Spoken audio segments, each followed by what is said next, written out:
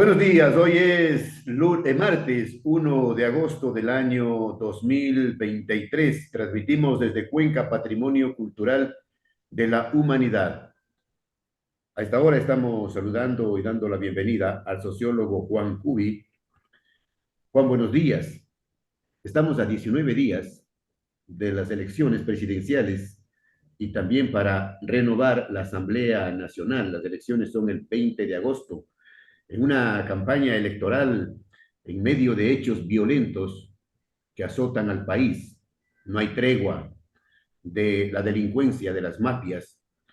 Una campaña electoral en medio de tiroteos, una campaña electoral en medio de asesinatos, una campaña electoral en medio de masacres, una campaña electoral también en donde la corrupción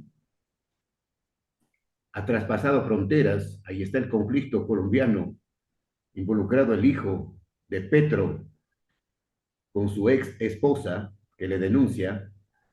En fin, esta es la democracia que vivimos a nivel regional. Juan, ¿cómo mira el proceso electoral? Buenos días. Buenos días, Jaime. Muchas gracias por el espacio. Complicadísimo, porque el tema de la violencia parece que no tiene ni salida ni solución. Más bien hay una tendencia a que eso se vaya incrementando, como en efecto no solamente lo relatan las noticias, sino las estadísticas, ¿no? Se ha convertido esto en un país de una altísima inseguridad a nivel mundial, no solo latinoamericano. Y lo peor sería que esa violencia atraviese el proceso electoral. A mí no me sorprendería que llegue un momento en que tengan que suspender las elecciones, no sé si en ciertas circunscripciones, en ciertas partes, si es que esta violencia se desborda. Fíjese que ya tenemos un alcalde asesinado, tenemos un candidato asesinado, tenemos amenazas ya contra candidatos, y obviamente esto en medio de un clima de masacres en las calles y en las cárceles, que obviamente no auguran ninguna situación, digamos, positiva, favorable para el proceso electoral. Ahora, Fernando Villavicencio acaba de denunciar en la fiscalía, no sé si ya lo hizo por escrito, el tema de la amenaza a su integridad. Bueno, a mí no me sorprende, ¿no? Que aparezca un líder de una banda que prácticamente controla una de las cárceles del país, amenazando a un candidato que ha dicho que no va a ceder y que no va a transar en ningún sentido con las bandas criminales. O sea, no llama la atención, Jaime. Si hacen una rueda de prensa en una cárcel, ¿por qué no van a poder mandar a amenazar a un candidato? Increíble, ¿no? Increíble lo que pasa en nuestro país. Es increíble. De Ripley.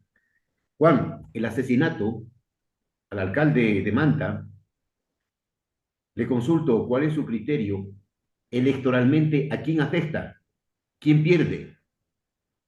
Bueno, he conversado con gente de Manabí, de Manta. Como usted sabe, yo me crié hasta los 15 años en Manta, tengo amigos, y me decían que como hubo previamente toda una ofensiva de parte del propio expresidente Correa en contra de Intriago, que le acusaba de una serie de actos, de traiciones, Hay videos, etcétera. ¿no? Hay videos.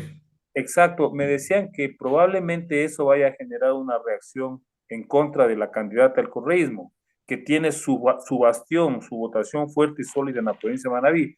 Habría que esperar a ver qué sucede, pero yo creo que hay que ir más allá de esto, Jaime. Mire, usted me ha entrevistado a mí varias veces. Yo hace años ya advertí que el tema del narcotráfico, el crimen organizado, tiene siempre una escalada.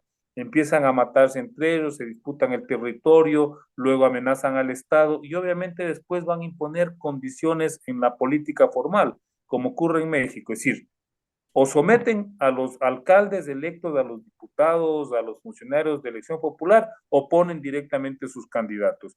Pero en última instancia terminan controlando ya la administración pública, porque poder político ya son, Jaime, o sea, si son una fuerza que tiene acorralado al Estado, eso implica que son ya un poder político, no son solamente un grupo de pandilleros o un grupo de delincuentes. Lo que están yendo es más bien a controlar ya la política formal, la política institucional. Y eso es peligrosísimo porque vamos a terminar en manos del crimen organizado como Estado, como sociedad. Ya no va a ser un factor solamente de peligrosidad, un factor, digamos, que genere inseguridad en la convivencia pública. No, vamos a estar secuestrados por estas formas de operar de estos grupos que lo van a hacer ya desde la institucionalidad.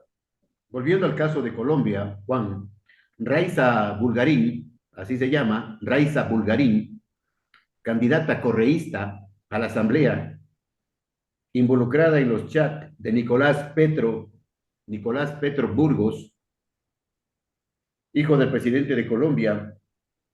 Le pregunto, Juan, esta investigación que está en marcha, entendemos en la Fiscalía y que se ha hecho público a través de los medios de comunicación, especialmente de Semana, el medio de comunicación colombiano, también de alguna manera afecta a la campaña correísta, que pretende por las buenas o por las malas tomarse nuevamente el poder. A ver, dos cosas. La primera, yo realmente lamento lo que le está sucediendo a Gustavo Petro. Como usted sabe, por la relación que teníamos con Alfaro Uribe Carajo y el M-19, yo tengo cierta inclinación favorable a estos viejos compañeros. Me da mucha pena que se haya visto afectado por este escándalo, ¿no? No me sorprende lo de la diputada correísta, porque usted sabe que el correísmo estuvo siempre caminando por la senda de la corrupción. Esa ha sido una constante. Entonces, si fueron a Colombia a hacer relaciones, no me sorprende que haya terminado en esto. No se olvide que el señor Vinicio Alvarado asesoró en la campaña de Gustavo Petro, lo cual me pareció un error que se lo transmití a algunos compañeros del M19. Le dije, tengan cuidado, porque están hablando con una persona que está, digamos, que está perseguida en el Ecuador por escándalos de corrupción, que tiene obviamente vínculos con estas formas mafiosas de hacer política, pero bueno, a fin de cuentas priorizaron, digamos, el aporte que podía hacer. En Petro, ese sentido, Juan, sí, Petro no, ya no, el presidente de Colombia sobre este caso de su hijo ya se pronunció y dijo, lamento mucho lo que ha hecho mi hijo, pero tendrá que pagar las consecuencias. así es, la justicia va a intervenir. Ahora, no sé hasta dónde eso repercuta en la campaña electoral acá en el Ecuador. Fíjese, Jaime, el gran drama de nuestro proceso electoral aquí en el país es que una provincia como Manabí, que fue engañada con una refinería que dilapidó 1.500 millones de dólares, que fue estafada con una reconstrucción de 3.000 millones de dólares, tenga todavía una inclinación a votar por los mismos que le han robado y le han estafado. Eso ya es un problema ya de carácter no solamente antropológico, no psicológico. Así es que tal vez no le afecte mayormente el tema de esta señora Bulgarín. Lo que sí Bulgarín. puede darle, Jaime, es el crimen del general Gabela en general, porque eso sí ya la gente no lo va a tolerar. Una cosa es que digan roben pero hagan obra, pero decir maten a un oficial del ejército y hagan obra, eso creo que ya es difícil de tragar. Yo creo que eso tal vez no se ha medido todavía, pero en ciertos sectores medios urbanos va a generar una reacción adversa en contra del correísmo. Hay voces ciudadanas, Juan, voces de personas involucradas en la actividad política, en los análisis políticos, en actividades que señalan que se viene un nuevo fraude electoral y mencionan al correísta Joshua Grijalva Arias, que ha sido nombrado nuevo director nacional de infraestructura tecnológica y comunicacionales electorales. A ver, yo veo muy difícil que el correísmo gane ni siquiera con fraude. No se olvide que ya lo intentaron hacer previamente. Hay una reacción adversa en general del electorado, ¿no? Usted no sé si ha visto las encuestas, la señora Luisa González no solamente que esté estancada, está con tendencia a la baja y con fortuna llegará a los 26 o 27%, va a tener una votación mucho más baja que en la última elección del señor Arauz. Eso está ya más o menos reflejado en las encuestas. El tema del fraude, Jaime, a mí personalmente me preocupa en función de la consulta popular. Y eso yo ya lo he advertido públicamente. Creo que el elemento más determinante, importante de las próximas elecciones es la consulta por el Yasuní y por el Chocó Andino. Ahí sí podrían jugarse la posibilidad de un fraude, porque usted sabe que la mayoría de Claro. candidatos están alineados Uh -huh. con la explotación minera y con los compromisos con las grandes empresas transnacionales. Ahí podrían jugarse la opción de un fraude. Bueno, ¿no cree entonces que se dará un nuevo Fernando Alvarado en estas elecciones? El que haga la llamada telefónica, un nuevo Fernando Alvarado que haga la llamada telefónica y que diga paga esta huevada e invierte los resultados porque perdimos. Y es que es muy difícil, Mire, Jaime, eso les funcionó cuando hicieron el fraude a favor de Lenin Moreno, en contra de Lazo, porque había una elección muy cerrada, porque había poca diferencia. Pero fíjese que ya con Arauz ya lo pudieron hacer. No se olvide usted que hubo encuestadoras correístas que proclamaron el triunfo de Arauz sobre Lazo, cuando ya el propio Tribunal Electoral había hecho lo contrario. Ya es muy difícil ahora. Y el tema es del siguiente, Jaime, esta es una elección sui generis, entre otras cosas, no solo porque es la muerte cruzada, sino porque aquí la segunda vuelta se está jugando en la primera vuelta. Y le voy a decir por qué. Porque todo el mundo sabe que el que entra segundo gana la segunda vuelta, suponiendo además que la correísta entre a la segunda vuelta, como aparentemente lo anticipan las encuestas.